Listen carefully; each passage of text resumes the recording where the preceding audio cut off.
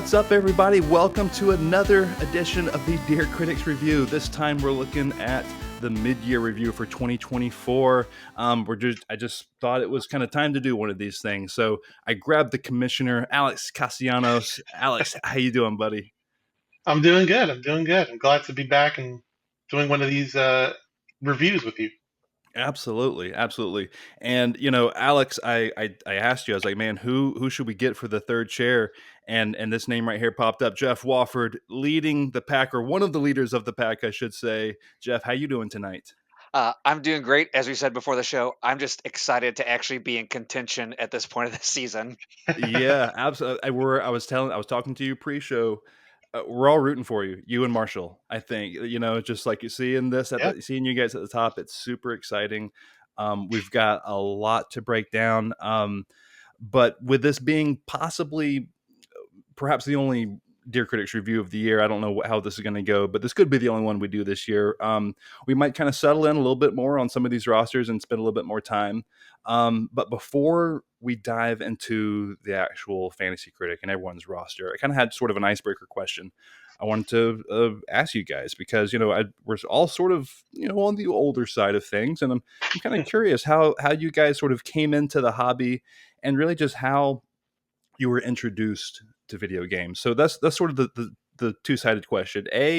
What was your introduction to video games, and when do you think you sort of became a hobbyist, quote unquote, of video games? So Jeff, I'm gonna kick it to you first. How about you?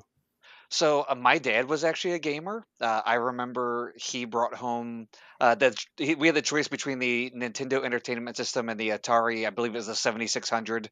Yeah. And we made the choice to go with the Atari 7600. Didn't turn out too well, but still had a lot of great time gaming. And so just from a young age, games have always been in my household. So how old were you at that point when you got that Atari? I think I was 7 or 8. Yeah. So, like I said, Okay. I mean, not super little, but, I was old enough to game. But I remember, my coming home in the evenings, my dad would be gaming, and then going from him gaming to me joining him, and then me gaming on my own. Awesome. Awesome. Cool. Do Yeah. you have that moment sort of where you feel like you sort of became a super nerd and sort of like this is like my hobby kind of thing? Like, do you have a moment sort of like that? So I think would have been Final Fantasy 3, Final Fantasy 6, in the Japan.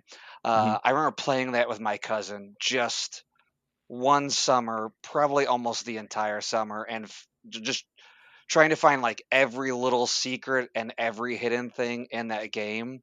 And even a year or two after that, I was like, wow, that was maybe the best summer I've ever had as a kid. And so um, that I think was the moment where I'm like, okay, these are always going to be a part of my life.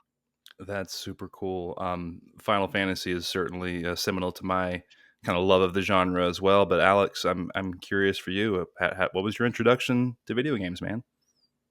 Yeah. For me, it was pretty funny. I used to go to my grandmother's, yeah, especially in the summertime or after school, until my parents were done with work, and she'd watch me. And my grandmother and my mom's younger sister was still living at the house. She's a lot younger than my mom. And so my grandmother had the NES in her house, and she used to play Mario and Zelda and Excite Bike and all these things. And I was like, "Hey, this looks amazing. I wanna play this too." So my grandmother actually really got me into it, Wow.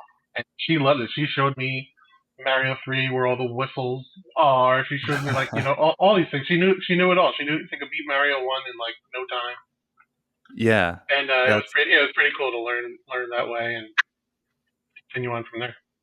that's awesome. I think I may have told you guys that my grandmother was also, she had an original Game Boy along with us, and we would kind of talk about it and stuff. And she didn't play a ton, but it was weird having a grandmother that played video games. I remember thinking for sure. But how about part two of the question, Alex? When did you think you sort of became like this? Sort of became your hobby? I remember when I got my first job at a dry cleaner at 15. And growing up, I would have some of my parents or whatever who were at ShopRite or a supermarket or whatever.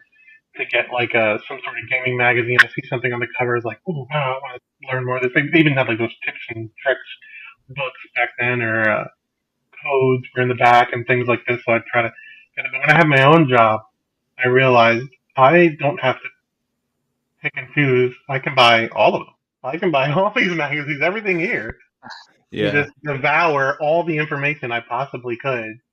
And that's very much what I did. I just really got obsessed with just knowing like who the developers were and what was coming out, when it was coming out, what they were working on next, and looking at every little picture in the magazine and just being like, wow, I can't wait till this comes out. And that's really, I still find myself being more that way, just very much involved in what's coming out when, and more so than actually playing it. I don't get around Yeah. nearly as many games as I want to, but Sure. I can get through it just from reading about it and learning more about it. Yeah, I think my experience is real similar to yours, Alex, especially sort of becoming the hobbyist part. I'll just go right there. When I got a job at 14, which I don't even know is legal, but I got a summer job and saved up enough for a console. And I remember walking into Toys R Us with my mom. I was going to get a Nintendo 64, but I wasn't sure. And I remember looking at all the different games where you flip up the cards at the Toys R Us, look at the games, look at the back of them Sure. and stuff, and looking at the consoles in the glass, and then they had kiosks and playing the demos of like things like Crash Bandicoot and like 1080 degree snowboarding, I think, for N64. And I walked out with a PlayStation, and it didn't have a game yet, but it got some demo discs through magazines, like you said, like Yeah. PSM Oh and yeah. Official PlayStation Magazine, things like that. And so it was sort of like the magazine culture that hooked me in. Go to the Mm. local Books a Million, and especially those demo discs for PlayStation were like pretty pivotal for Oh me. yeah. Like Oh before yeah. I could afford that many games, I went several months, I feel like, where I even bought a game. I feel like because I could just live off of those demo discs, and just like renting games from Blockbuster. But yeah, definitely became a nerd around 14, and like PS1, like it was 1997 when I got mine, so it was like right before or right around the time that Final Fantasy VII came out, and of course that was very pivotal for me at the time. But yeah, similarly, got the NES back when I was 7 years old, or around that time. It was Christmas. I was either six, seven, or eight, and yeah, me and my two older brothers were just in hog heaven. Super Mario Brothers. Super Mario Brothers 3 came out not long after it, Nice. and it was just playing through Super Mario Brothers 3 and talking to like all the neighborhood kids about like how to do things and just all the Yeah. secrets that we're learning and stuff. That was some pretty cool memories. Um, so yeah, definitely, I think the NES is like pivotal to many of us in our Right. generation. But all right, guys, you ready to move on to fantasy stuff? Let's Sure. take a look at the rosters. We're going to look at each roster, starting with the lowest ranked team all the way up to the top ranked team. And so I'm not going to go down the scores. We'll kind of hit that as we go through. But of course, at number 10 is Jersey Rican Productions, Alex Castellanos with 17.45 fantasy points so far. You've got Banishers, Ghost of New Eden coming out with an 80, Open Roads with a 70, and Penny's Big Breakaway with a 77. So, Alex, you're here with us, man. Defend this roster. What's going on? Why are you 10th? I thought you were the one we always had to keep from getting the trophy. My goodness. I mean, I, I, I, I still think I'll do okay at the end of the year. I'm, Mm-hmm. I think I'm more backloaded this year, but a couple of my early choices didn't exactly go the way I want. I think Open Roads in particular was surprising. I was hoping, I'm always hoping to get a solid score, obviously, when you choose these games, but Right. I had heard that it was from, Steve Gaynor, the people who did, some of these great games, and they were calling it like the successor to Gone Home or whatever. So Right. that's what they were kind of touting it as, and it just I think people thought it was well enough, just nothing special, and so Mm. Yeah, I was surprised by by the goose egg, if you will, the straight 70. Yeah, I yeah. really thought that game was going to reach higher peaks as well. Um, Open Roads was a drafted game, correct, or was that a Yeah, pickup that for was you? my last pick. Yep. Okay, I thought so. I couldn't quite remember. Let's focus in real quick while you're on the horn, Alex. Microsoft Flight Simulator and Hmm. Metaphor ReFantazio, your first two big boys, haven't hit yet. What's the current gut about both of those games, which will obviously be huge for you? Going into the year, I probably would have felt stronger about Microsoft Flight Simulator as probably my highest scoring game, and then maybe Metaphor right behind it. At this point, I almost want to flip them. I really feel Yeah. like Metaphor is going to be big this year. I feel like they're going to really hit it out of the park and really make a Yeah. lot of those Persona fans happy. Mhm. And Flight Sim, I think, is going to be good as well. I just wonder if it's not going to be quite as shocking how good it is the second time around, since we've kind of had. Yeah, I will agree. Watching the trailer that Microsoft had at their summer showcase did leave a little bit more of like sort of like an afterthought kind of taste in your mouth with Microsoft Flight Simulator, whereas the one that came out was it 2 years ago really kind of hit the industry by came on and just was like kind of blew up. Not saying it won't review well. I think it could still be over a 90, but maybe it just doesn't have that fervor that the previous Mhm. entry had. Yeah, yeah. Jeff, let's kick it to you because we haven't heard from you yet. What do you think of Alex's roster? What he has left to come out? Just anything. Yeah, so I'm kind of like Alex. I honestly think of all the games left to come out this year, I think ReFantagio might be the biggest hit. I'm not a Persona guy, and I'm excited for it. It looks incredible. So I think it could um, definitely be in contention for the game of the year, and we could definitely see at mid 90s, which would be huge. Wow, Hmm. I'll take it. Yeah. Yeah, I was talking to Nate McKeever the other day, and I was talking about the intro, like the little where I like splice together the different games. Some of them have come out, some of them have not, and like a lot of what makes the cut is like this is just too big to not make the cut kind of thing. Like I'm not necessarily going to play Balatro. I was like that. I told Mhm. Nate like that has to go in the intro. Like I haven't even played it, but like that game is like taking over 2024. Like Yeah. so Yeah. yeah, Balatro's in there. Metaphor starts it off. Like there's a little cutscene there of the book flying around the main character. It's like that game looks sick, dude. I'm not an Atlas fan, and I haven't played any of the Persona games recently, but I might jump into Metaphor just because it's this. I mean, it is a new franchise, right? Is it tied to Yeah. anything else? No, no. It's its own new thing. Okay, yeah. So I might actually jump in, whereas Persona has sort of kept me away a little bit. Not that that's an excuse. Jeff, any other thoughts about Alex's roster? Alex, how are you feeling about Visions of Mana? I don't know. I think it actually reminds me of a lot of that game. I believe Mikey, you had it on your roster. Relink. It was at this. That was Yeah, this year. Yeah. yeah, Grand that Blue was this year. Fantasy Relink. Yeah. I feel like it's colorful. It's pretty. I think the action RPG combat is flashy. I just don't know how much substance will be there, and I think that'll make all the difference in how high it scores or how low it scores. Yeah, Well, it that has. I was Sorry, go gonna ahead, say Jeff. that's the one that I think of everything on your roster. I think that's the one that I'm worried about. I think you got a lot of good solid picks. That's the one I think that might be trouble. Yeah. Yeah, Visions of Mana set for August 29th, so it certainly has a date. I don't think that'll slip at all. So we'll see what happens there. The one for me, I think, is well, there's a couple of them that are interesting. Mario and Luigi Brothership is a little interesting to me. But really, it's kind of odd to say this, but Call of Duty Black Ops 6 is the one I kind of got Oh, my eye on. Hmm. I really thought about grabbing it. It's always sort of out there to grab the Call of mhm. Duty game for the year. I mean, like you can always get it even before it's announced and all this kind of stuff. But this one with the Game Pass push and everything post Microsoft, it'll be interesting to see how they deliver it, how it's received. I think this one could go down as one of the better or kind of the top five sort of Call of Duties in the modern era since Modern Warfare 1, the original one, I'd say. Or yeah. So I think this one could really deliver like a solid 88 for you, even, or something like Yeah, that.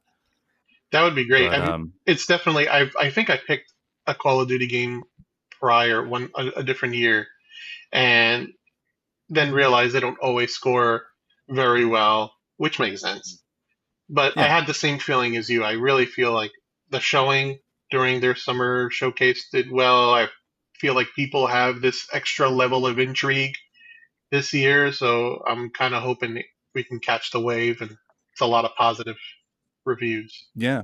I certainly have more kind of. I'm glancing Call of Duty's way more this year than I would in traditional years. I'll put it that Yeah, way. yeah. I'm Go ahead, Jeff. I was just I'm one of the people who got burnt out on Call of Duty, and even I like watched it at the Microsoft showcase. I was like, okay, that actually looks pretty cool. Like, it looks like some new stuff. There was a lot of hype behind it, so I thought, okay, I'm a Game Pass guy, so I'll probably check it out on Game Pass. I don't know that I'll buy it, but uh, I haven't checked out the last couple games, so I'm more interested than normal.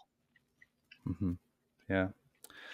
All right. Moving on to vaporwares. Amanda comes in at number 9. She's got 25.37 points. Currently, not a whole lot has come out for her, especially her drafted games. The big story for her is she was the one to snag Balatro, which got her a 91, netted her 23 points. And she also has hashtag blood or blood. I don't know how to pronounce this. Got a 73. Um, she's got Silk Song as her number 1, which is a big question mark. Jeff, I'm gonna kick it to you first to break down Amanda's roster. What do you see? What are you thinking? What do you like? Um, I like what she has. I think there are some question marks on what's coming. Like I think Silksong at this point, every time it's not shown, I think we all just get even more nervous, right? Like we should have seen something by now if it was going to come out in 2024. And Hmm. then I don't think Light No Fire comes out this year. Yeah. So like I haven't heard anything from Clockwork Revolution in a while, so I thought that was pretty firm, but now I'm starting to wonder about that too. Hmm. So yeah, I just think I think if games come, they're going to be good. The question is, will the games come or not? Yeah. Well, she has 2 open roster spots. Obviously, if Hollow Knight comes, that's a whole different story. But actually, let me check her drops real fast. She's got all 3 ready to roll if she wants to. So she's got a lot of wiggle room. She could drop Hollow Knight. She could drop Clockwork. She could drop Light No Fire and have 5 more roster spots to add whatever the heck she wants. So her roster is moldable at this point. I Mm. feel like Alex, excuse me, what are you thinking of Amanda's roster here? Yeah, same.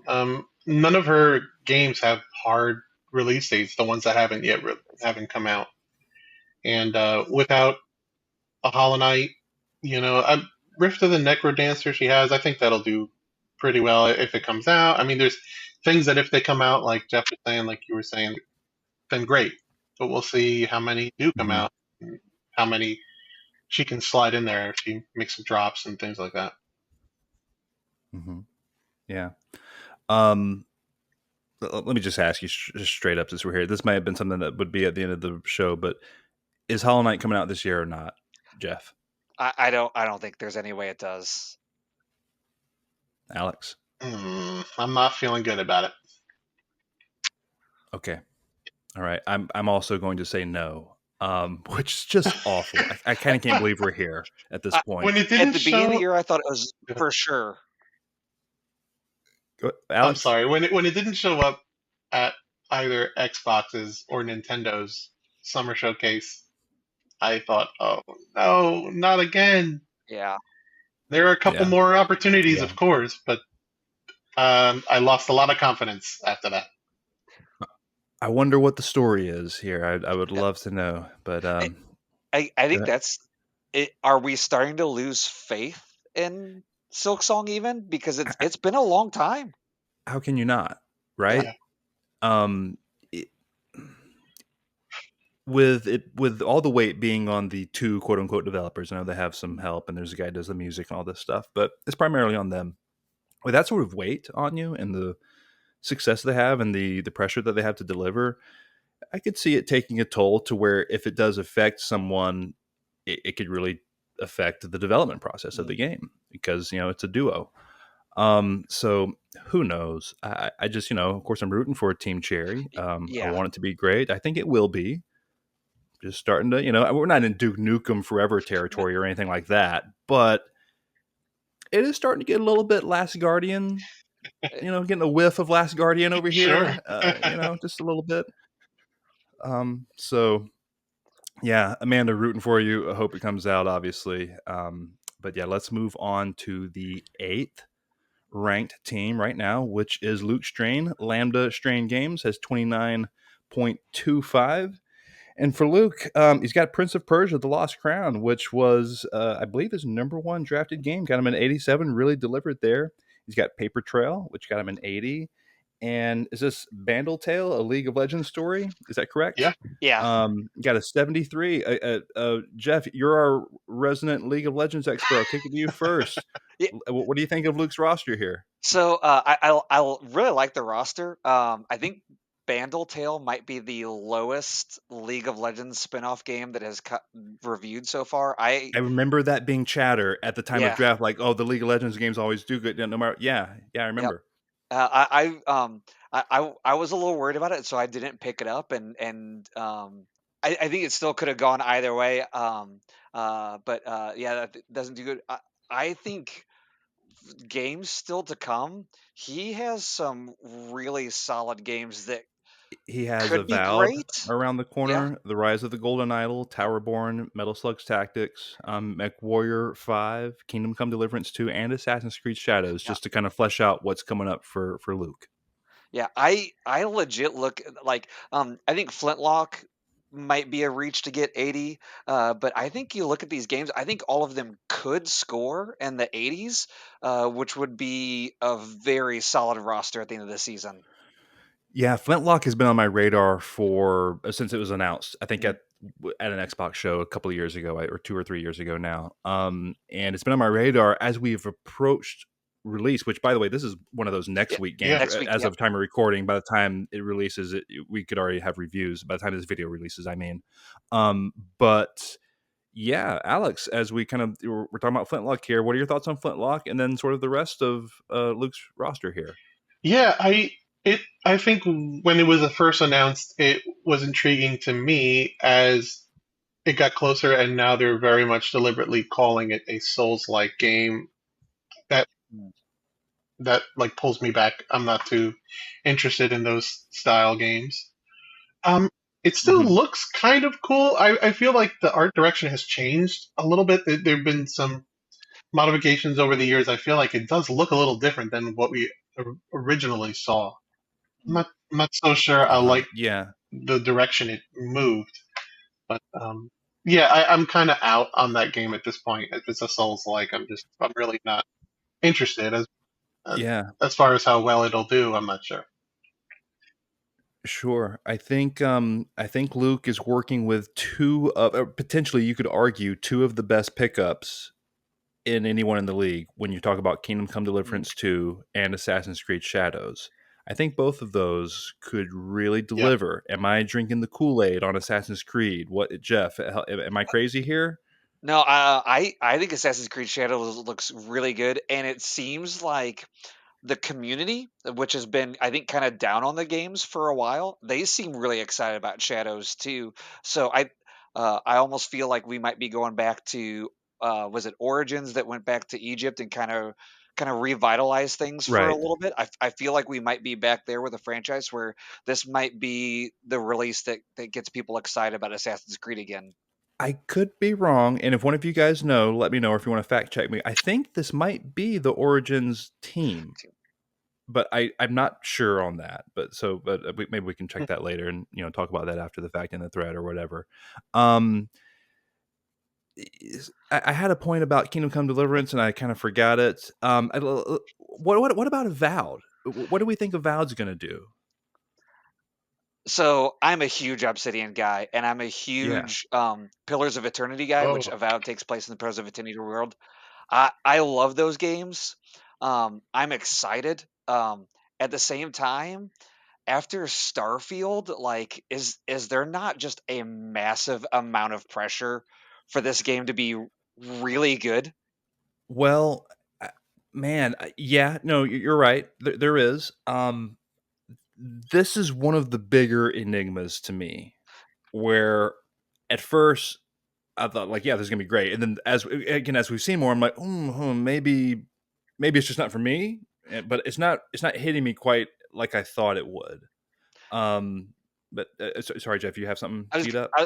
I think to me when I look at things, I was expecting like maybe the next Fallout New Vegas, but set in fantasy. Um, I think it seems more like Outer Worlds now, which isn't a bad game, but I don't think it's necessarily like the showstopper like the next Sure. Fallout or the next Skyrim would be. Yeah, Alex, what's your read on I think it Avowed? could be good. I don't know how well it'll be reviewed, just because I hear what you guys are saying, but I kind of feel like it does to me remind me of Fallout New Vegas in the sense that when that game released, it wasn't a looker. It wasn't exactly the best looking Yeah, game out there. People over time really grew to appreciate the content, the things inside the stories that it told. And true. I feel like that is kind of what Obsidian is trying to do with this game, really Mhm. focusing on the choices that you can make and the different paths that you can take with the game. And it's not exactly the most beautiful game. It kind of looks like a last gen game to me, or like a PS4 Mhm. Pro, Xbox Series One X type of game to me. But I think it could still do really well if people appreciate what's good about it, and hopefully there's a lot there. Hmm. Okay. Um, yeah, Luke's he. Let me see where he's projected for. Luke is currently sitting at 8, and he's projected for 6. So they think he's going to move up, but not necessarily make waves. Um, let's move on to Nate McKeever, Dad Bod Dev. He is in 7th place with 30.6 points. And man, he's had a lot come out already. He's had, was this, did he pick Final Fantasy VII Rebirth first overall? Like, what ranked, I, isn't this I in the thought this order was of He draft? had I thought this was the very first pick, no, he had or a keeper yeah, at it was his least. keeper exactly. Keeper. Okay, That's yeah. I was thinking like, how did he end up with that if he didn't have like the number 1 or number 2 overall pick? But that's what it was.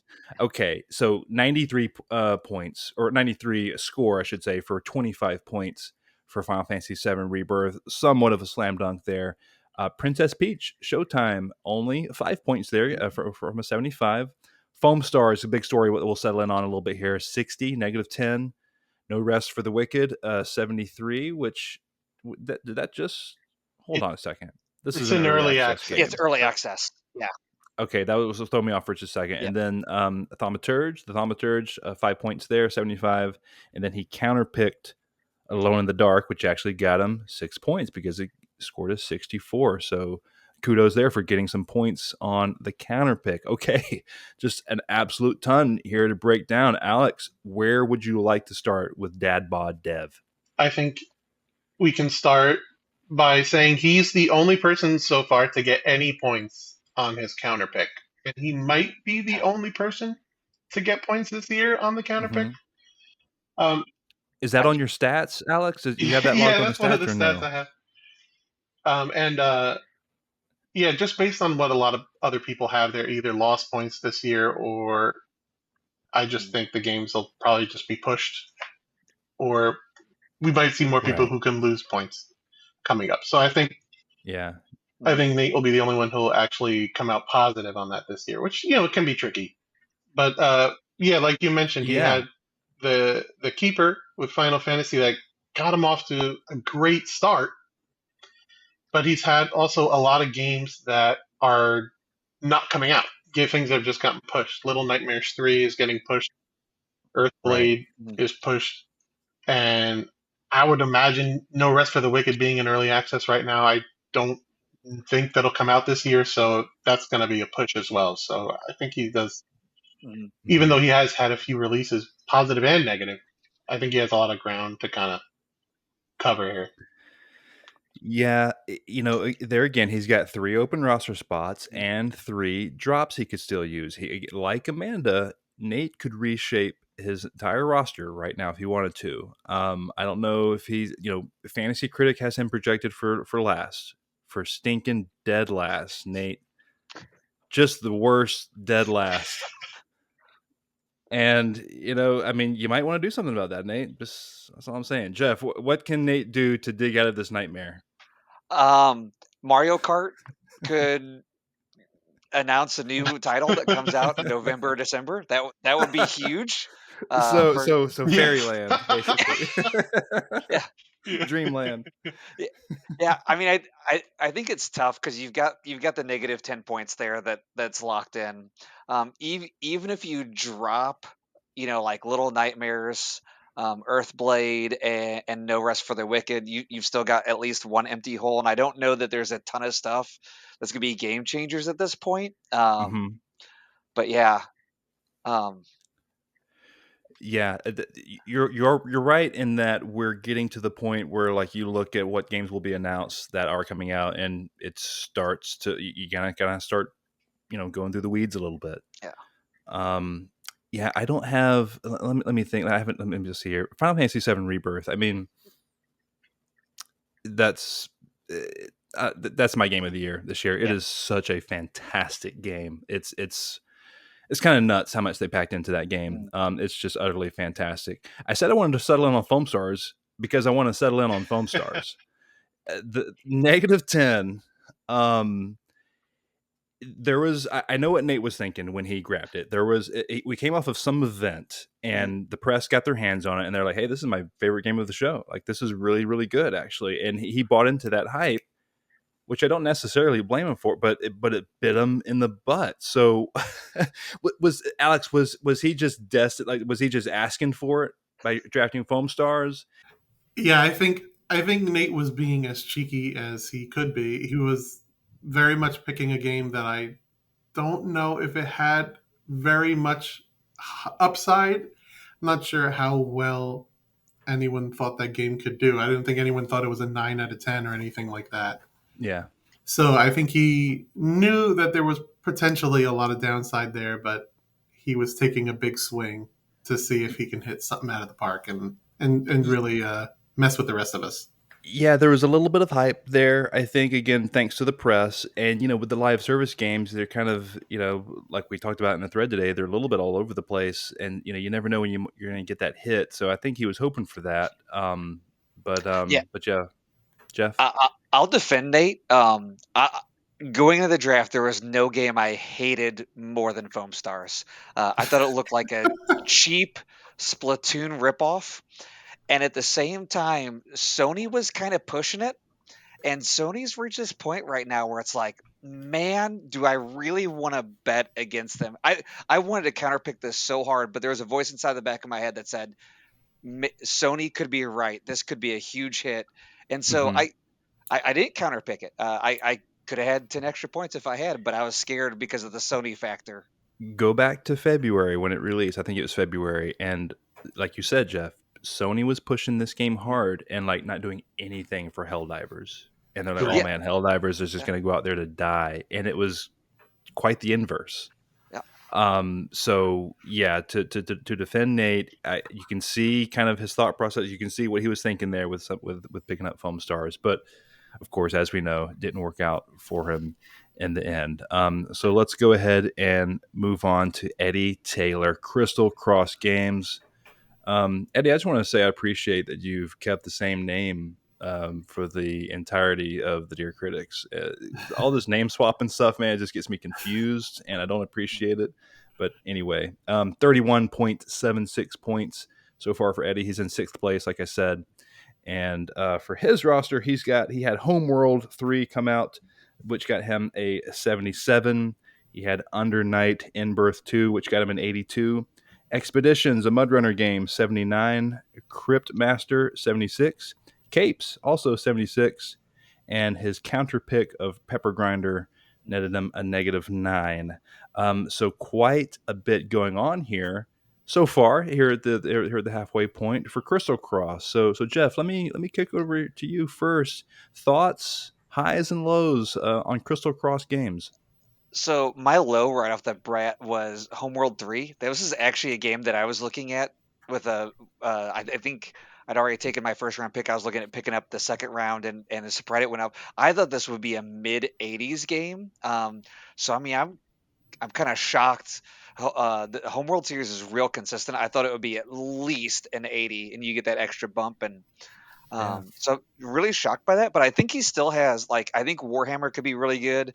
Um, Eddie's really good at getting these racing games that I've never heard of that score consistently, and that Assetto Corsa looks really, really good. Like great graphics, seems like all those things that the racing community loves. So I think he's got some good scores still left to come.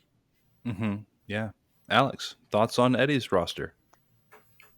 Yeah, I think I can second a lot of what Jeff said. I mean, I don't know a lot about Homeworld except for through reputation, name recognition out there, and I assumed Homeworld 3. I was like, wow, that's going to be some good points for him. And it just kind of it was fine, but not, Mhm. I guess, groundbreaking to those who were interested in that sequel. And then I think I'm a little less confident in the driving games that he's chosen, but I guess we'll have to wait and see if he tends to know what he's doing there, like you said. And Yeah, yeah, yeah, racing games just have this ability to kind of just hit 90 out of the blue. I think is part of it, or even better.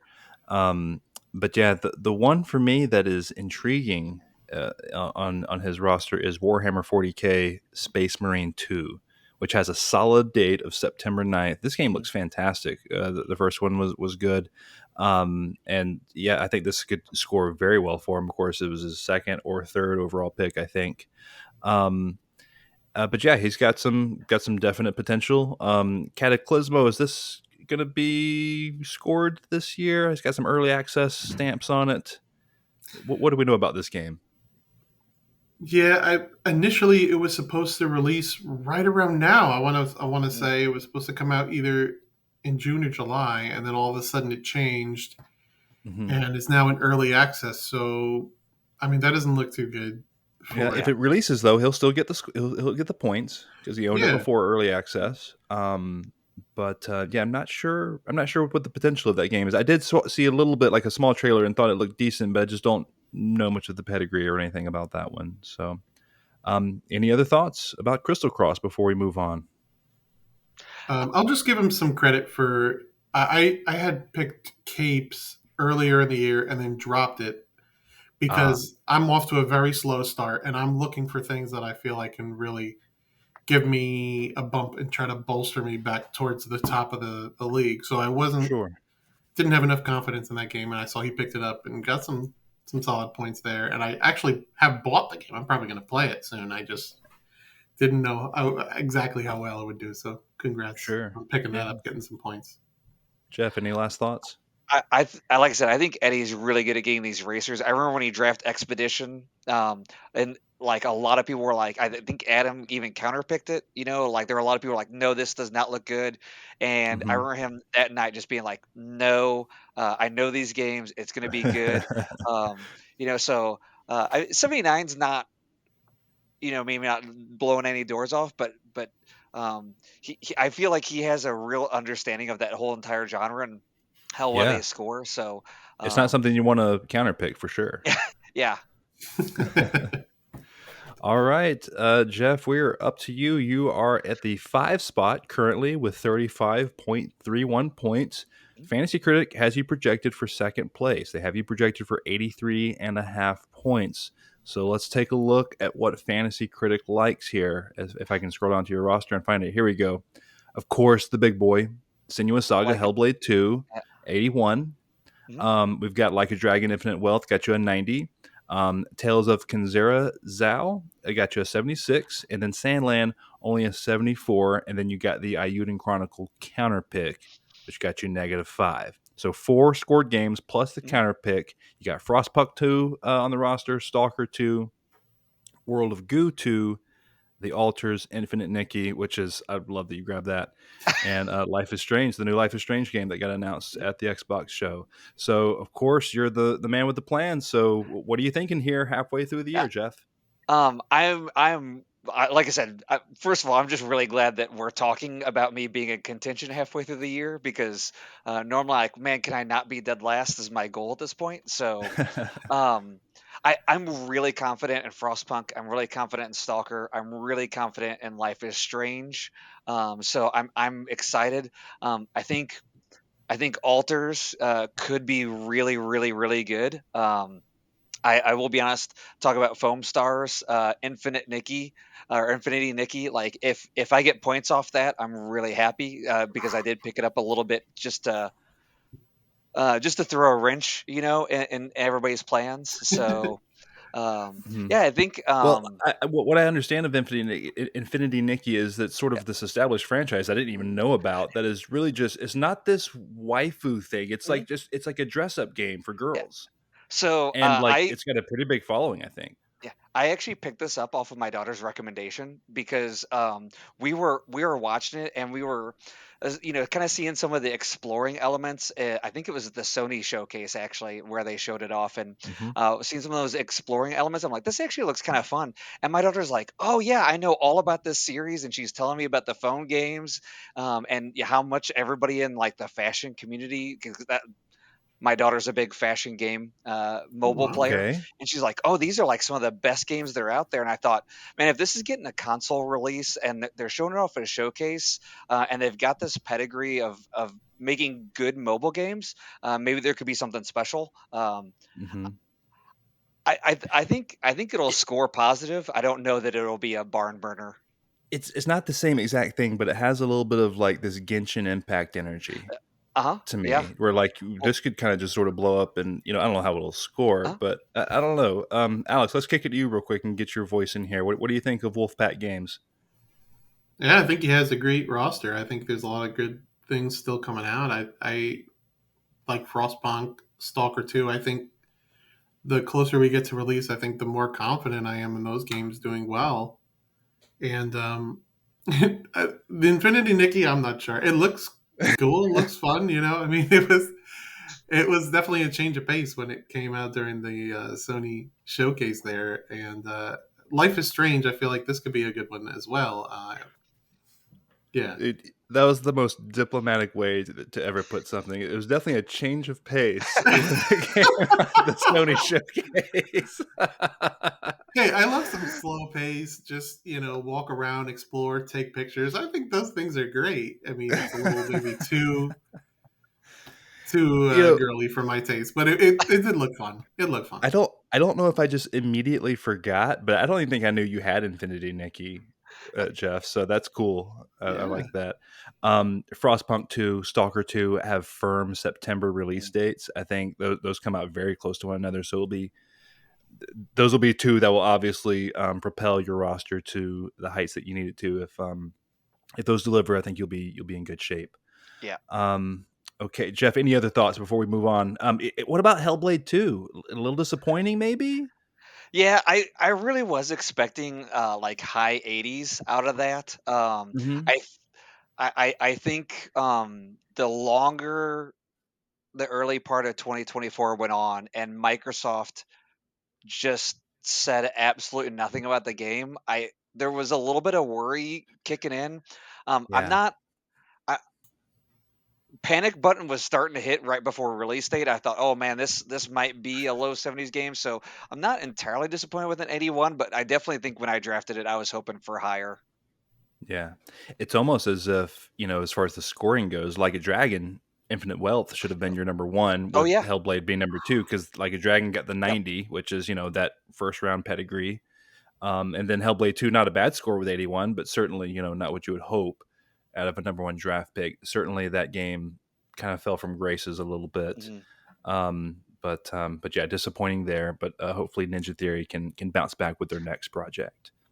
Yeah, and I still think 81 like it was a good game. Hmm. Like I just think there was a lot of hype that this would be way Hmm. more than what the first one is, and I think it just wound up Definitely. being really, really similar to the first game. Yeah, kind of almost exactly like yeah, yeah. This almost when the first game came out, it was like it had this slight indie vibe to it Yeah. almost. Well, I guess it was technically an indie Mhm. independent game, But yeah, anyway, yeah. So maybe the just kind of everyone's imagination kind of ran wild since they Mhm. revealed the console with that game and things like that. Um, Yeah, I was just gonna say, I do think Microsoft almost when they first started to hype it up, I think they did hype it up almost as a triple A release. And then I don't know if that's what they wanted or they backtracked, but I think again the lack of publicity leading up to it, maybe it was a lot more indie than we were expecting it to be. yeah, yeah, no doubt. That's definitely I think what happened. Okay, let's move on to the number 4 ranked team, Josh Broccolo. Homie, don't play games. I do like that name, even though he swapped up his name. It's a good name. I like it. Yeah, he's number 4 with 42.35 points. Fantasy Critic has him projected for 7th, so they're expecting him to drop a little bit. I think partially due to his number 1 draft pick, Metroid Prime 4. Not going to come out this year. It got announced, it got re-revealed finally to Yeah, everyone's it's cheer, real. and everyone's excited. It's awesome, but it is definitely coming out next year. Um, so that's unfortunate. But what he did have was 5 points for Ayuden Chronicle, 100 Heroes. Unfortunately, he got a -6 for Alone in the Dark. He got 10 points for the colorful 2D side scroller Ultros. Nine Souls got him 16 points. I can't read. Biomorph -2. Another Crab's Treasure got him 8 points. Lorelei and the Laser Eyes, one of the best pickups of the year, Mhm. 17 total points, got an 87 on Open Critic, and then his counter pick Saga Emerald Beyond -5 points from the counter pick. So just an absolute ton, probably the most active roster I think so far as anyone, as far as actual scores on all of his slots, or most of his slots, I should say. So yeah, I'm gonna go ahead and just sort of jump in here. It's man, Josh's roster to me is kind of all over the place. Um, it's when you look at it, you can see one, two, you see 3 negative marks in Alone in the Dark, Biomorph, and Saga Emerald Beyond, his counter pick. But then you have games like Lorelei and the Laser Eyes, which is just again, that's like a super savvy pickup. Like good grief, like super kudos on that one.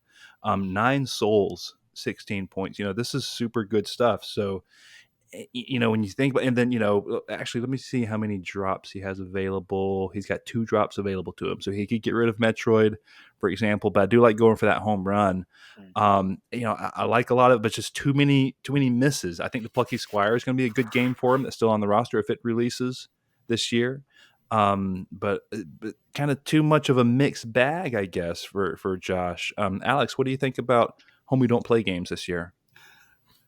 Yeah, I like a lot of his choices. I think he picked a lot of the 2D Metroidvania style Mhm. games that he probably really connects with. I think mostly the reason why Fantasy Critic thinks he's going to drop is just because he only has 3 games left to come out, where a lot Yeah. of us are still ready to release half of our games or more. So Yeah. the 3 that he has left could do well. I mean, the Nintendo World Championships NES edition is coming out, and even though we know what that is, it's just going to be a collection of Nintendo games. I think Hmm. that Nintendo bump. These nostalgic Nintendo reviewers could just be like, "Wow, I love it." 9 out of 10. So Yeah. he Now, can I'm get a lot not of points still. I'm not complaining or fussing about it. It's fine. Maybe I'm misunderstanding what the game is. How did this game fly in and become a new game tag on Fantasy Critic? I'm a little confused by that. So it's a speedrunner special, and it's Hmm. got a whole bunch of different game modes. So like if you don't want to play the whole game, you can play little bits and snippets.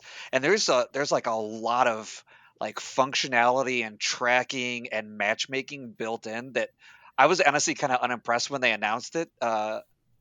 Even not a speedrunner, just like all of the like little neat bells and whistles seemed kind of cool for people who really are into speedrunning or competitive kind of Okay. aspect of retro games. And I think that's Okay. how it got that new game tag. Okay. All right. Cool. Yeah, I was unsure about that because I was like, how? But okay, that's cool. Um, Lorelei and the Laser Eyes. What do you guys know about this game? Either one of you, just anything at all? I know that I hadn't heard of it, and it scored really, really well. It's a I looked at it today because I'm like, I know I remember seeing some footage of it when it first was released, and it's it's got like this black and white PS1 Resident Evil energy with like the fixed cameras, but it's a very puzzle heavy, creepy game. It's definitely not the kind of game I would want to play. But yeah, I guess the people who wanted to review it loved it. Huh. Okay. Yeah, I'm looking at some pictures over on the GG app, which Fantasy Critic links to. Okay, interesting. Well, I mean, obviously, just a fantastic pickup. But yeah, I just didn't know anything about that game. So yeah, this is again, we mention it almost every episode. This is kind of one of the perks of the league is that you learn about these games. Oh, 87. Does this need to be on my radar? That kind of thing, Right, right. So yeah. Jeff, any other thoughts? Plucky Squire, Thrasher coming out? Anything you want to pluck at here? I think the two things that are really interesting is again, are will Plucky. I think Plucky Squire. I'm almost positive they said would come out in 2024. It doesn't have a release date. I'm not sure about Thrasher if it will come out. It doesn't have a release date either. Yeah. But Josh's roster is almost like the tale of two stories, where like even with Biomorph, he has so many points from playing the waiver wire. Like just between Nine Souls and Lorelei, it's over 30 points off the waiver wire. But then you Mhm. look at his drafted games, and it's like, wow, like that's really Right. rough. So, I it. I think if his draft had been okay, I think he'd be in a really, really good spot. Um, I'm really curious to see how Nintendo World Championship scores, because I think that could be the make or break, like even his season. Um, if it scores really well, do you drop Metroid Prime and try to make a run? Or if it scores really bad, do you just say, okay, well, Metroid Prime is my keeper and I'm playing for next season? Yeah. Yeah. Again, you already made the point, Jeff, but referring to Alex's stats here that he cobbles together for us, least points from the draft, Josh is at the top with negative -0.5. Yeah. So yeah, just not a great showing from drafted games from Josh this year. Alex, any other closing thoughts on Home You Don't Play games before we move on? I'm really looking forward to the Plucky Squire. I think that's a Yeah.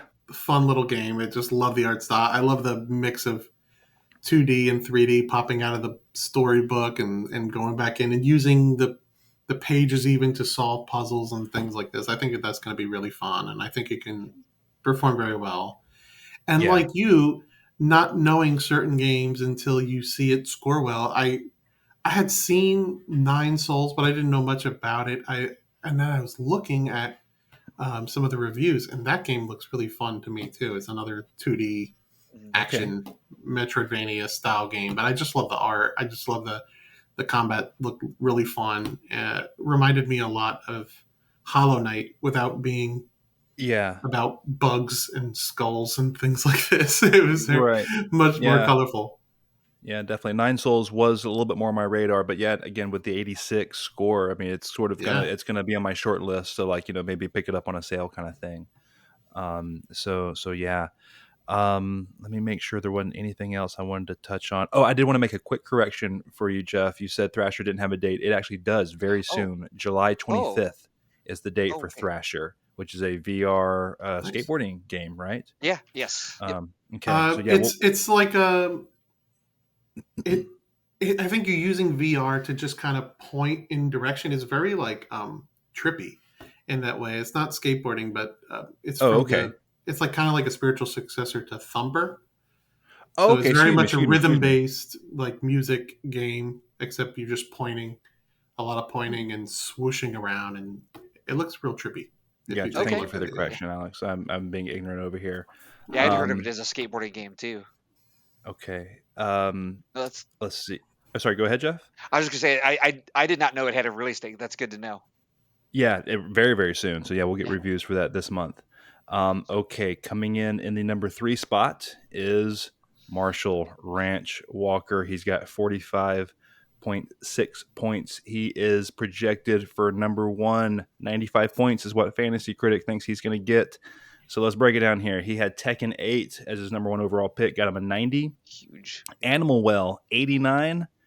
Momodoro Moon, excuse me, Moonlit Farewell. Is that correct? Yeah. 83. Still Wakes the Deep, 77. And of course, the infamous counter pick of Helldivers 2, minus 13 points from Helldivers 2. Man, if that hadn't happened, talking about Yeah. being in the driver's seat, if you're Marshall. So, still to come for Marshall is Star Wars Outlaws, which I think is only gaining traction every day. Hmm. Black Myth Wukong, I would say the exact same thing about gaining Hmm. traction. Replaced, which I think still needs a firm date, but looks awesome. Dragon Age: The Veilguard, which is it needs a date but should hit this year. What is this? I thought. Kunitsugami, Path of the Goddess. Kunitsugami, yes. Hmm. Yeah, that has a July 18th very soon. That has a July 18th date. And then Europa on that has a summer 2024. Let's see when that gets a date. And then he's got an open roster spot. Mm. So man, whether you're looking at Tekken 8 or the upcoming Black Myth or Star Wars Outlaws, Animal Well, heck, I mean, geez, it's like this is a pristine looking roster. So Alex, you know a thing or two about a pristine looking roster. So what do you think of Marshall's here? I think it looks great. I think he's, like you said, he's in the driver's seat at this point. I mean, it's almost a shame that he had that counter pick of Helldivers. I think, thankfully, the Helldivers has made this still a competition for the rest of us, Mm. but where otherwise I Yeah, think he'd be running away with it. yeah, I yeah. Go ahead. Sorry, go ahead. No, Oh, no. You go ahead. I there are a lot of upcoming games that he has that I think can all do well. I just it's hard for me to even think of games that may not do well. It's just a matter of whether or not they come out, like Right. Europa and things like this replaced. But there are a lot of good showings preview wise for these games, and I know some people were not so high on Dragon Age: The Veilguard either, with its initial video, or some people don't like the the gameplay that they showed. But I think it Right. looks great. I think it looks more interesting than the previous Dragon Age games, but that's me. So I'm with you. Like, barring that all these come out, I'm like, where are the misses? There right, aren't any. right. Like these are all. I'm thinking like the lowest game might get a 75 out of all of everything he's got Yeah. left. Like, Yeah. and not even it may not even be that low. It's I It's mean, really a yeah, matter of how high some of these games will be, right? yeah. I'm not trying to Are we be. going? I'm not trying to puff Oh. him up too much or anything, but I'm just like I have a lot of confidence just looking at this roster here on July 11th, 2024. I think he's looking good. Jeff, what do you think, man? Yeah.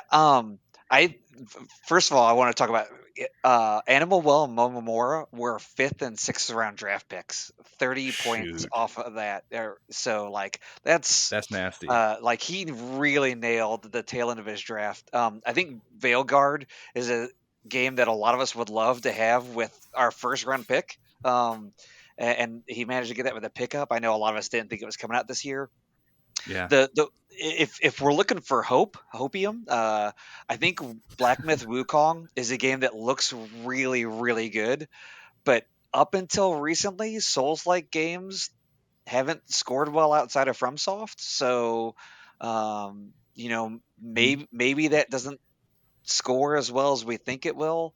And then like we pointed out, like some of those games that may or may not release this year, will replace come out. Will Europa come out? I think that's if for me in projected for second place. That's my hope is maybe some of those games don't score quite as well. Maybe some of those release dates slip to 2025. yeah, yeah, And 100%. and I'm thank you with you for there. Helldivers.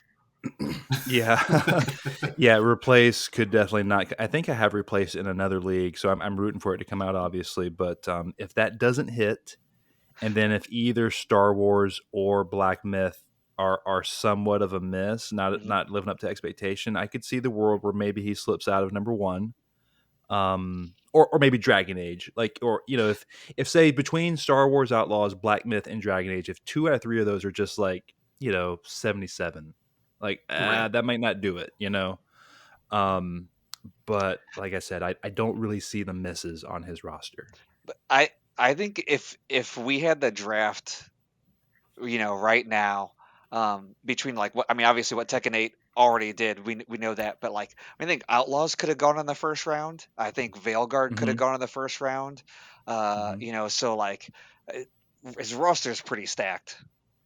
Yeah, yeah. I mean, we're kind of just just tossing praise on it. I mean, is there anything else to say?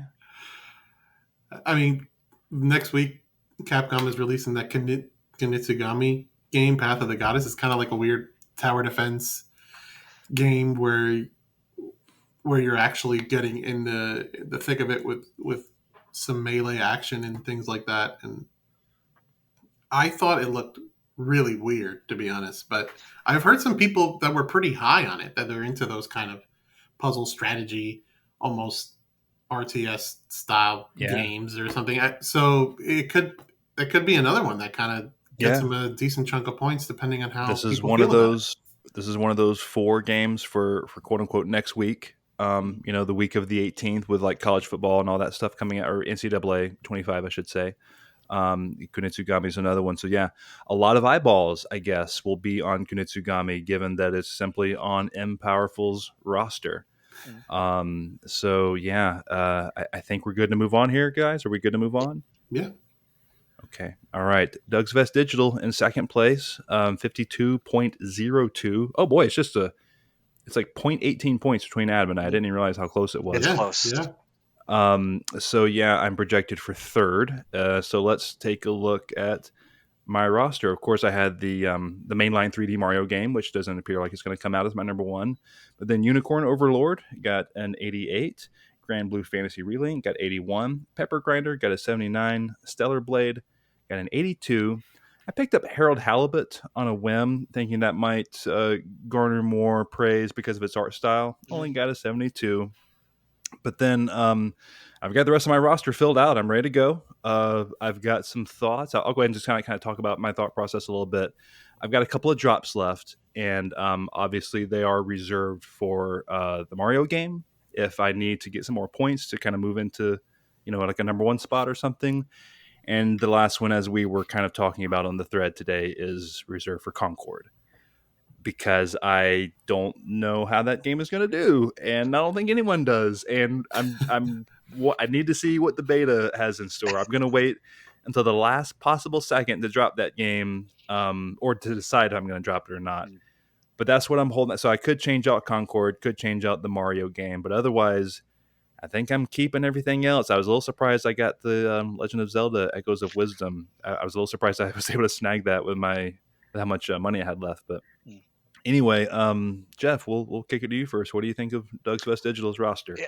So I'm gonna apologize for Stellar Blade. I was super down on that game draft night, and I think I was like, man, this is a game that is relying entirely off of like the cheesecake factor. Like, oh, it's got a Hmm. gorgeous main character, and that's all it is. Um, Hmm. that wound up being a really good game. So Yeah, I was super wrong about that. If there's a game that's gonna challenge Metaphor ReFantasio for Game of the Year, Astrobot I think might be up there for me too. So I Ooh. think that's an I Wow. think I mean it's beloved, and you've got like this retro factor, with like all of these love stories to video games combined with just really solid gameplay. I think could be really really good. yeah. I obviously agree with you, Jeff, on Astrobot. I think you all know how high I am on this franchise and Team Asobi. Mhm. Um, I am extremely bullish on Astrobot. I currently believe that I got the best pickup of the year in Astrobot. I don't know how, but I was telling Nate the other day, I think this is going to be a 90 plus game. I was listening to John Lenneman the other day over at Digital Foundry talk about his hands-on time with the demo for Astrobot, and he was saying that if the rest of the game can extrapolate upon what the demo provided, that this will be the best 3D platformer of all time. Is Wow. his words.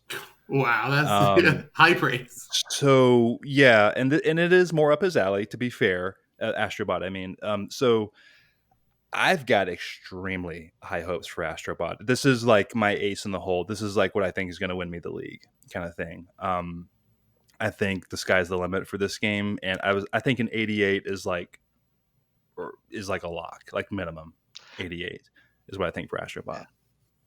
I think anything below an 85 for me would be just absolute shocker, And I'm with you. I think it could be a 90 scoring game as well. Mm-hmm. Yeah. Yeah, I think it I looks also great. have. Yeah. Sorry. Go ahead. I'm just saying, I think it looks great as well. I remember being so I was kind of surprised because I remember you had Astrobot or like the next Astrobot game. It was still kind of unannounced on your roster, Right. and I totally forgot about it when I'm watching the Sony State of Play, and I'm just like, wow, this game looks so good. I can't wait to try to put a bid in on this game, only to go to Fantasy Critic and Yep. realize Mike It was already already taken. has it. No, Dude, how could I this had have that game happened? for a little while. I'm gonna pat myself on the back. I did that before I saw any of the rumors or anything. I just did the Right. math. I'm like, they're ready to go. Like Team Asobi is ready to go. When you do the math of how big they are, when they put out their last project, and just kind of like I knew that we hadn't heard anything for the back half of the year. And I was like, Sony's got something they're Mhm. gonna announce, and it was Astro. So I had a good hunch that they were ready to roll with this game. So yeah, that one's on my roster. I've also got Neva, which is the new game from the developers of Grease, Mhm. and Lego Horizon Adventure, and of course Legend of Zelda: Echoes of Wisdom. I picked up just the other day.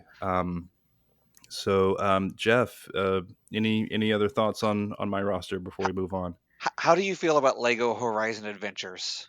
I feel like Lego games are kind of just there, but there's so much hype for this.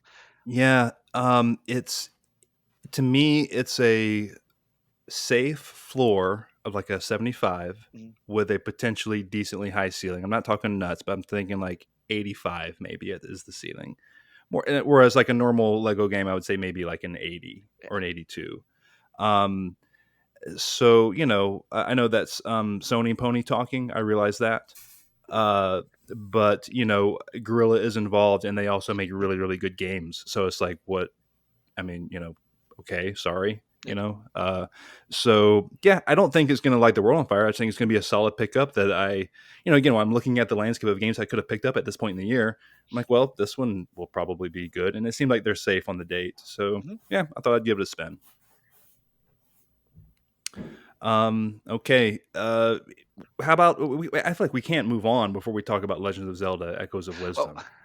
Alex, what do you think this game is going to do? Is this game B tier Zelda, or are we going to get something good out of this? I don't know. It's hard to say. I think like you were just saying about Lego Horizon, I think there is probably a solid floor in this game of close to 80. yeah. It's just a matter of how much higher than that it'll go. I did like the demo of demonstration during the video of it showing all these things that she can just pull out with her wand, these echoes, Mm-hmm. and solving platforming puzzles that way. I think it could look really fun. Yeah. Yeah. So I think it looks good. Yeah. Okay. Jeff, any thoughts Yeah. on Zelda? Yeah, I mean, like I think, like you said, if is it B tier, if even if it's B tier Zelda, it's gonna score well.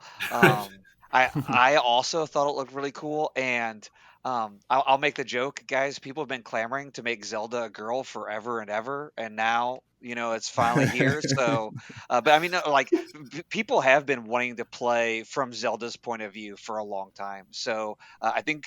Uh, Making the gameplay different is really a neat idea, and if it's fun, I think people will eat it up. Yeah, it's the classic joke, but of course, I saw it was Skill Up. He was saying like, yeah, he was talking about this game when it was announced, and this is unique because it's the first game where you don't play as Zelda. Yeah. You know? But anyway, okay, Oh, and I yeah, have go one more ahead. question. How do you feel about Indiana Jones counterpick? Oh Oh yeah, yeah, that's no. yeah. I'm glad you asked that. Yeah. Okay, so I think it's no secret. On draft night, I simply did not see those reports. It was literally that day or day before, where it was like, oh yeah, this is coming out in 2024. I think Tom Henderson had the first report. I Mhm. simply did not see that. So when I counterpicked it, I was like, yeah, heck yeah, this isn't coming out. What in the world? Like this? No, this isn't coming out this year. And so of course, I had the big gulp moment after the draft. Um, but with that said, and here we are halfway through the year, my confidence is growing that it's not coming out. Mm. Um, Oh, okay. Yeah, so because we didn't get a date at the Xbox Showcase, and they said it's coming out this year, it feels very like when Sony was kept telling everyone Horizon Forbidden West was coming out in December, and then it got pushed to February the next year. It's like we waited too long before they kept not giving us a date, and like I feel like if we don't hear by like September 1st what the date is for Indiana Jones, it's not coming out this year. Mhm. Um, it could be wrong, but I just and two, and I think I'm in the minority. I didn't think that showing looked all that great. It did not look polished. There's a couple of like some of the like 2-second snippets of the trailer, Mhm. like that looks good, but that cutscene they showed, I was like, this looks weird. Something about this looks off, Mhm. and I don't know. Maybe I'm being picky, but it seems like it needs a little bit of polish. So I'm feeling like it's not going to come out this year. I still think it's going to be a good game. Machine Games is awesome, but I think I might dodge a bullet. But what do you guys think? Is it coming out? I think Microsoft has quite a few games that they are they have been saying over and over are confident that are coming out this year. Avowed is another one Mm-hmm. that I think they actually have release dates. They just haven't announced them yet. I Sure. think Indiana Jones is one of them. Uh, I disagree a little bit on the polish. I felt like it looked like a game that's pretty far along. Um, so. I see what you're saying. I wouldn't be entirely shocked if it didn't come out, if it slipped to 2025. You make a good point about Forbidden West, but um, at this point, I think it is coming. Yeah, Alex, what do you think? Be the tiebreaker. I'd have to lean towards, well, the delay, I guess I would say. I don't know if all the Xbox games can come out this year and not be somehow squished together and kind of overlapping on each other. If you really want to let all these games breathe, they do have quite a few. And so Mm-hmm.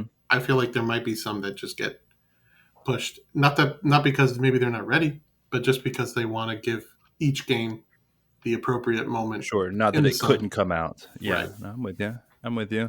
Yeah, no, it'll certainly be that's a huge one we'll be keeping an eye on. Just just for gamers. I mean, I think we all want to play that game for the most part. So yeah, that will be one we'll definitely keep an eye on. All right, we've come to the top of the list. Bearded champions. Current reigning champion, number one, 52.2. But Fantasy Critic says he's going to finish fifth with 78 points. So let's break it down. What do we think here for old bearded champions? He's got a lot that's already come out. Dragon's Dogma 2 got the 87, Rise of the Ronin 77, Helldivers 2 83, Pacific Drive 80, Top Spin 2K25 got a 75, Children of the Sun got an 81, and we got the -9 for the Expeditions Mudrunner counter pick. Of course, a lot of chatter about EA Sports College Football 25. We just talked about Indiana Jones. SteamWorld Heist 2 is also on the roster. Super Mario Party Jamboree he picked up just the other day. So interesting looking roster. Got a lot of points, but again, I think Fantasy Critic is seeing limited second half. So, Jeff, thoughts on Bearded Champions here? I think if Hades 2 comes out at early access, which is a long shot but possible, I think this roster looks totally different and goes from was it? Do you say fifth to top? Um, To contention. Yeah. Yeah. But I mean, he's got good scores across the board. There's just not a lot left to come out, especially if you take Hades 2 out. I think Super Mario Party Jamboree is for sure coming. I think it'll score pretty well. Um, Hmm. I'm not as high on college football as he is, but I think SteamWorld Heist will score well. As well. It's just is it enough to outdistance Marshall? Yeah. Yeah. I like the games on his roster. Obviously, if Indy hits, that's of course Oh yeah, you got to love it. I think Super Mario Party probably has a ceiling, but is going to be a good game. And then Alex, as I kick it to you, College Football 25. What's the score going to be, Alex? What's the score? What's the Open Critic score for College Football 25? If I had to put a number, I'd say 79. Okay. All right. All right. Well, what else do you like or see about Adam's roster here that's interesting? Um, I'm really interested to see where Indiana Jones ends up. I think Right. what you were talking about before, about the polish, about something seeming off even in the cutscenes, I do see some of that. I Mm, think, especially in the gameplay, it's hard to showcase sometimes a first person game without being able to feel it, without being able to hold the controller and really move around, whip somebody in the knee or whatever, and really see what it feels Right. like to quote unquote be indie.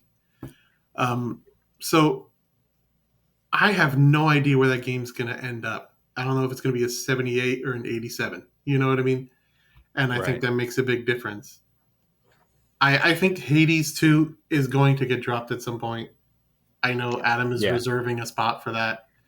He's hoping it'll come out just because I think it'll give him You lots know, of extra points. But Supergiant Games is a wild card. Yeah. Ha- ha- There is a world where they just say, "All right, we're ready for release. It's going to be in December." Like I could see it.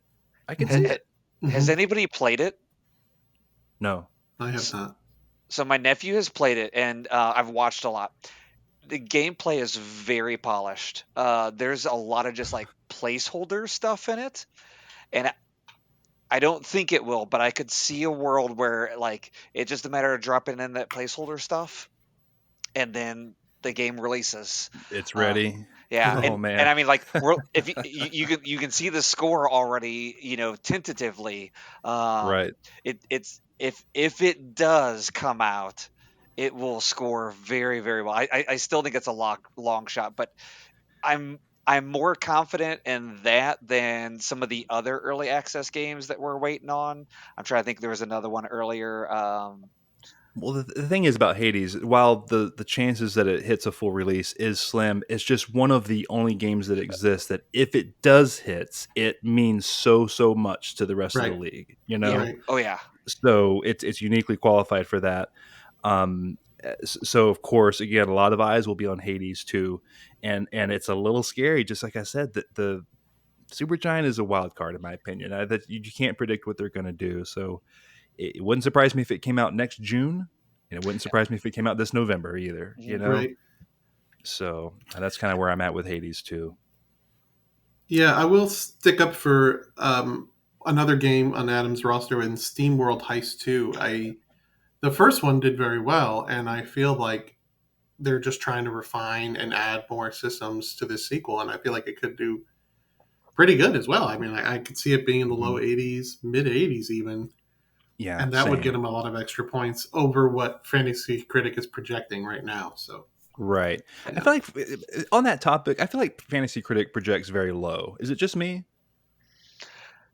I I feel like it's a very specific algorithm that he uses for these projected points, and it's based on when people drafted it Mhm. and how many people counterpick it. And Okay. so I think it does tend to skew some games lower than it could. But I think the Yeah. opposite is also true because if there's a lot of hype for a game, it'll just automatically Mhm. send the points pretty high, even if the game was never Yeah. really going to be that high. It is always futile to lean on projections. Obviously, in the fantasy sports world, you know how silly projections are, but Yeah. it's hard not to get caught up in them. And yeah, it's just a good metric to look at sometimes. But okay, guys, that is all the rosters. But before we kind of move on, I guess, is there any other thoughts about anyone's roster that we skipped over, you wanted to hit, and you thought of later? Anything at all before we move on? Okay, well, we're I don't moving think on so. then. I don't think so. As we land this plane, got a few just sort of closing questions we want to kind of close out with. Want to be respectful of Alex and Jeff's time, but we'll get out of here pretty soon. But want to look at some of these here. As we're looking at the second half of 2024, so let's kind of pull up everyone's roster, look at all the games that are yet to come out. And I know we sort of touched on this a little bit. We probably have called some out, but what do you think? And Alex, I'll kick it to you first. What do you think will be the best scoring game of the second half of 2024? Give me a couple of candidates there. I know you guys were talking about Astrobot, but earlier we were talking about Metaphor Refantasio, and not to pump up my own team too much, Mm-hmm. but I really feel like that has a lot of potential to be a 90 plus game, Mm-hmm. and that I think would I'd put as the strongest. And you mentioned Astrobot, and I think we kind of overlooked one of Marshall's other games, Kingdom Come Deliverance 2. I think Mm-hmm. the first Yep. game was pretty janky in a lot of systems, and this time around, you can tell the budget's bigger, and they're just taking a second crack at it. And I think I haven't played it, but I heard like the story and the plot and the characters are pretty fleshed out in those games. I could see that. Mm-hmm. Okay. Yeah, absolutely. Jeff, thoughts? Yeah, I mean, I talked about it earlier. I think Metaphor, Refantasia. If I had to pick one, it'd be Metaphor. Two would be Astrobot. I think Outlaws, um, Star Wars Outlaws is a game that I thought it would be okay, and the more I see, the more I think, wow, this could be a really really special game. The hype factor, everybody who gets their hands on it seems to rave about it. It's obviously Star Wars, so people love that. So if they can nail all those things, I think it'll score in the 90s as well. Mm-hmm. Yeah, I think if you had to, if you forced me to make a call, I think I would probably put Metaphor as a more like I put my money on Metaphor being Mhm, the best scoring game in the second half of the year. I think Astrobot would be two as far as me betting it. mhm, Um, Other ones that you guys haven't mentioned, I think, and I sort of called it out a little bit earlier. I really think Black Myth Wukong has a high ceiling, simply because of the unknown factor of this particular developer, and what we've seen looks really good. I mean, he pulled a stinking Q-tip out of his ear, and then it's a spear. It's like that's pretty imaginative. yeah. Um, so I am pretty bullish on Black Myth, and then there was another one I was scrolling through and I saw it, and oh yeah, of course. Again, it's kind of like, well, it has to come out, but I mean, Hollow Knight. Oh yeah, Mhm. Like, I mean, yeah. we sort of keep forgetting it because we think it's a foregone conclusion. But I mean, obviously, if that hits, that will be probably Mhm. 90 plus. And then, Oh, we just talked, we beat it to death just now. But Indiana Jones will obviously be very, very good if it hits this year. I think that could be, Yeah. 90 plus even, which, terrifies me as the counter picker. But this is the world we're in right now. So, all right, good stuff right there. Let's see. Next question. Okay, yeah, drilling down to Dear Critics here. Which team has the most potential for the second half? Jeff, I'll kick it to you first. And if you need a second to sort of kind of look everything over, that's fine. But which team? Now, I'm not talking about an individual game. Just overall, they got so much room to grow. Who is that team? I I think Luke. He has some questions, games that I like questioning whether or not. Um, like I don't know that Towerborn is coming out. I don't know how good it could be, but he has a lot of games on here that I think really could be stellar games. And he only has 3 games that have released, so he still has Right. 7 more spots if they all land. And I don't think there's any game on his list that I don't think will. Like I don't think any game will be bad if they all wind up being pretty darn good. I think he can skyrocket a lot higher than he is. Yeah, like get like 40 to 60 Yeah. points just in the second half kind of Oh thing. yeah. Yeah. Yeah. Alex, I, who's got the most potential? Oh, sorry, you're not done, I, Jeff? I was gonna say I think if everything hits, I think 60 points is very doable. Yeah. Yeah, no doubt. No doubt. Alex, who's got the most potential in the second half?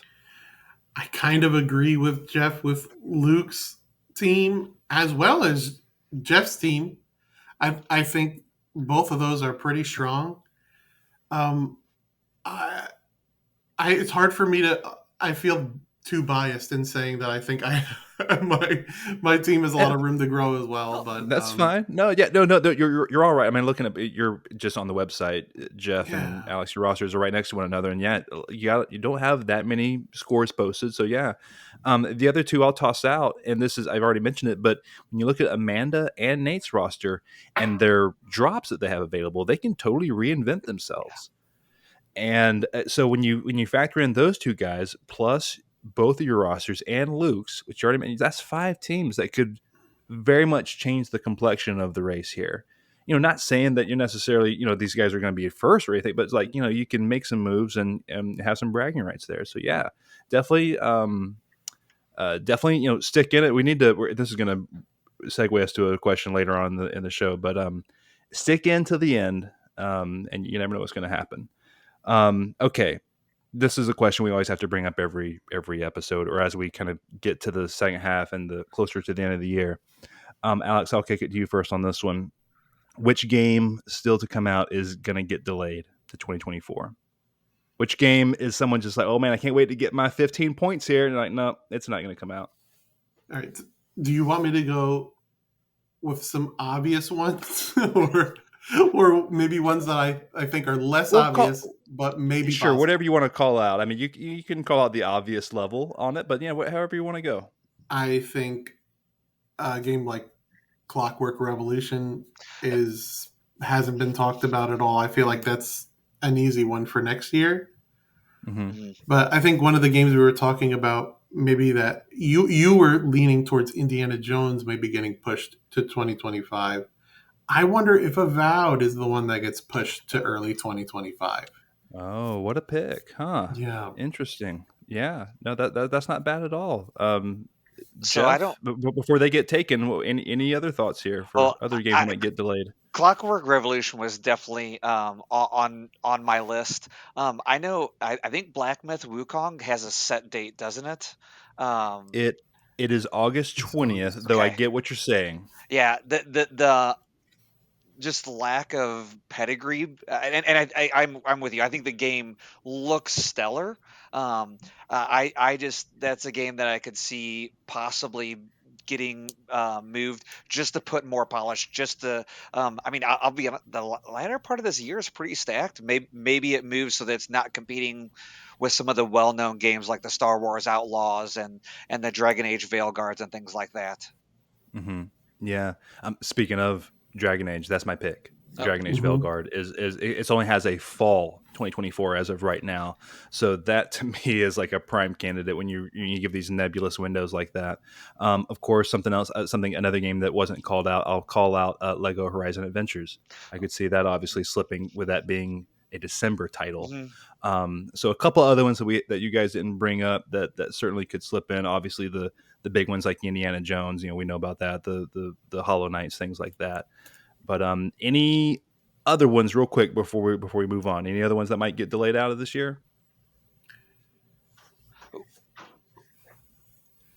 I've been watching World of Goo on my, just because they've been so totally quiet for the most part, and so I'm not worried yet, but it is definitely.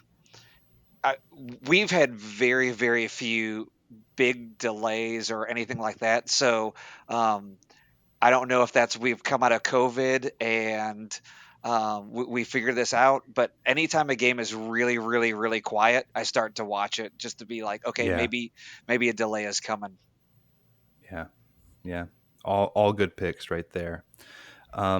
Okay, that's more or less the show, guys. I did want to close out though with just a little bit of chatter. And again, I know it's getting late here, so I don't want to keep you guys too long. But I want to talk a little bit about the league and something that has been brought up before, but I wanted to toss it over to you two and see what you thought, and maybe we can kind of keep the conversation going in the thread. But talking about, we always try to tweak things from year to year and make the league better all the time.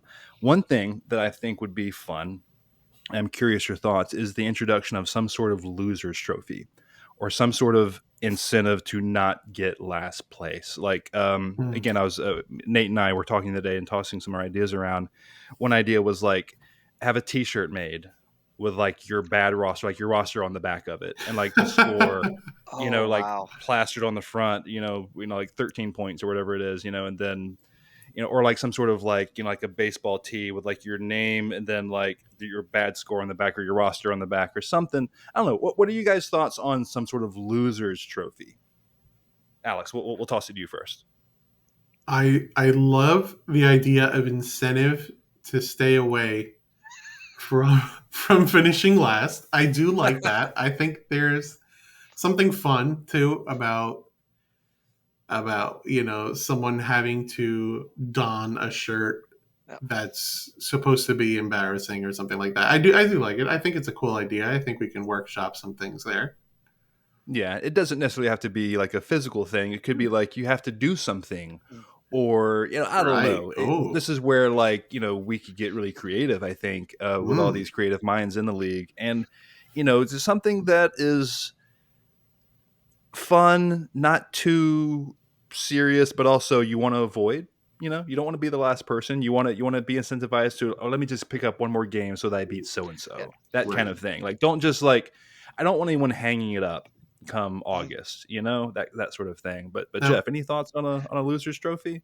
Yeah, I love the shirt idea, and I can say as someone who has been there, the first couple of years were just rough. Um, that there were times by August, the first couple of years by August, I'm like, man, I'm just done because I don't think we even had keepers back then. And then Yeah, right. the a couple of years where I'm like, okay, is there a game that I can pick up that will score no points but I can it'll be a keeper for next year, yeah, just because I'm like, okay, I'm absolutely done this year. I love the idea of being like, for those people where like, okay, maybe it seems out of sight. Still, maybe I can make a move or two that would put me in ninth place, and then I don't have the T-shirt would be awesome. yeah. I just think it would be when you get to August, September, November, what just as we get to the end of the year, it would be great to have not only a battle at the top of the thing, but a battle at the bottom too. Like, oh, Yeah. there's three people could Yeah, potentially be last, and you I don't love want that. that. Whatever, like, yeah, that's what I'm thinking there. Alex, anything else? I love that idea. I love the idea that there is not only a battle for bragging rights at the top, but whatever the opposite of bragging rights is for being on the bottom. I Yeah. do like that so much. Mm. I do Okay. like what Well. you said too about maybe having to do something, maybe like the following year's draft. Maybe you have to have something that you have to Mhm. perform or whatever. Something silly would be great. What would be fun is if like you had to like dress up like cosplay style as like a character from the worst graded game on your Oh roster or wow. something Oh like my goodness. that. Oh my goodness. Like at the next year's Yeah. draft. I don't know. Again, we can toss out ideas. Keep this conversation going, dear critics, in the thread. I'd love to hear some ideas that you guys have for a losers trophy. Okay, and lastly, this is the last topic we're going to talk about before we get out of here. I just wanted to check you guys' polls, not to put anyone on the spot, but certainly it seems like this is a thing that a lot of people in the league would like to try to do. We don't know how realistic it is, but of course, I'm talking about an in-person draft next year, 2025. We don't have to do it next year, but certainly that's kind of the thought right now. We could do it the year after that, or even the year after. But I want to do it at some point. I think a lot of people would like to get this done. So I guess what's your pulse right now on it? Like Alex, like I know what I'm saying. Like I was talking to Nate, and it's like it's like you're asking a lot of people. You're talking a lot of money. You're Yeah. talking time, potentially off of work. You're talking about time away from family. You're talking about and it's all for a thing that is not nothing, but it's somewhat trivial. You're Right. talking about Right. fantasy critic. You know, um, like a hobby of a hobby kind of thing. So of course, we all have this relationship that we've kind of blossomed and grown over the years through TRG and everything else, and I love each and every one of you guys. I want to see. I know we'll, of course, we see each other in eternity, but I want to see you here, on this earth. And you know, uh, if it doesn't happen, that's fine. But kind of, what's your feeling on it? Do you think it's something realistic? Am I dreaming here, or is it something that you think we might could actually make happen this year? I think it's a dream worth dreaming, Micah. Like let's make it happen. I agree that it will take some sacrifice. Mm. And for me personally, I can say the closer it is to my neck of the woods, the easier it'll be for me to attend, and the farther it is, the Yeah. harder it becomes. Hmm. But like you, I think I would love to meet you guys and shake your hand, and talk to you in person, and There will just be, have that if we camaraderie get together in person, there will be no handshakes. Let me just tell you that. There's only going to be hugs there. being passed around Hugs, in yeah, this group. whatever you want to do. Yeah. Jeff, thoughts? Yeah, I think it's a logistic issue and not a passion or a heart issue. It's, how Right. how do we find a way to work it out where it works for everybody? Because I think the desire for everybody in the league is to get together. And I'm with you, Mike. I love everybody in the league. I love the idea of hanging out in person, not even just to do the draft, but just to hang out and fellowship and Yeah. talk about video games and Christ and what's going on in each other's lives. I think I don't know. I get really excited. I'll just tell you guys, I've already got my wife's permission. Like when it happens, we're gonna figure out Yeah. a way to make it work. And it's exciting to think about. Yeah, I can echo some of that. I've got my wife's permission. I've got the go ahead. Even me being sort of the one spearheading it to a degree. I'm thinking about it more seriously. I'm like, can I actually do this? Like, is this actually feasible? Is it even like logistically? Let's say we get 5 of us to get together. Let's say 5 of us come together. Does it even work for everyone else who's not coming to draft that night? Period. It's like there's so many logistical Right. things to have to figure out. Right. It's going to be a little bit of a nightmare. Even just scheduling the draft in general is a nightmare, much less doing something like this. But I think it would obviously be worth it. And yeah, so I guess part of what I'm saying is I want to also keep this conversation going and not let it slip out. If we can get even just like 3 or 4 guys, to me, I would still do it. Like it's Mhm. worth it to me. Um, I don't need everyone to show up, but I don't necessarily want to just hang out with just you, Jeff. No Yeah, offense, but like if just one person is like, I'd want a little bit more, than just a couple of guys. But if we can get some sort of commitment level, as we inch closer, and again, we can do more research. And again, like for example, I sent out an example of a place we could stay, and I was talking to Josh Broccolo afterwards, and I forgot like how far away he was to that place that I had Yeah. selected. I'm like, man, I thought I triangulated that better, but maybe this is still the best we could do to try to make it work for everyone. It's going to take some sacrifice, but basically, I'm kind of I wanted to talk about it on the air because I want to talk about how like kind of serious I am about it. Like, Mhm. I really want to make this happen, and if you guys are willing to kind of also make the financial and the time sacrifice that it takes to do something like this, if that's something that's worth it to you guys, I think we could get it done. Mm. So yeah, let's keep this conversation going as well. But that would just be, I mean, to be able to like rib you in person for picking this crappy game that would be priceless. I can't wait to do that. So let's make it happen. But yeah, any other thoughts, Alex, as we shut down shop here? Any thoughts on that in-person draft, or really anything before we shut it down? Yeah, I love the in-person idea. I love adding new incentives. I love new ideas in general. And I'm sure there's probably more that we can think of, or more refinements that we can make in the upcoming Mhm. years. I really appreciate, Micah, you doing this little video, this little recap for us. That's something I can't do. I'm trying to do these little monthly newsletters and things like that, just because Which are awesome. They're cool. Yeah. yeah. I mean, that's something that I can handle at least, So I thanks again for doing this and for getting My us pleasure. together. And to do something like this in person would be great. And I talked to my wife, and she said the same thing. She was like, if you want to do it, we'll find a way to make it happen. She wasn't too excited about me driving potentially by myself for hours and hours, but Yeah, we could figure it out. We'll figure it out. certainly. Yeah, it's something that it would be a pretty big deal, I think, if we actually got it rolling. And Yeah. there again, if we can get like 4 or 5 guys even to kind of commit, I think that would be something pretty special. Guys and gal, Eddie, Amanda, if you want to come on. Yeah. But yeah. Anyway, all right, guys, I think that's about it. We've gone about like maybe an hour and 40 or something like that. So big beefy show. I've got a lot of editing to do. We had to chop this up into 2 videos, but thank you so much for staying up late with me and Thank chopping you. up some video games. Yeah, appreciate it. Alex, love you, buddy. Thank you so much for hopping on. Any closing thoughts before we get out of here? Closing thoughts. It is going to be an interesting second half. I think a lot of us are in it, and I'm excited about that. I think I might not be in it, no matter how well some of my games do. I don't know if I can make up enough ground, but it'll be fun. It'll be fun nonetheless, and so I'm excited about the second half of the year. Yeah.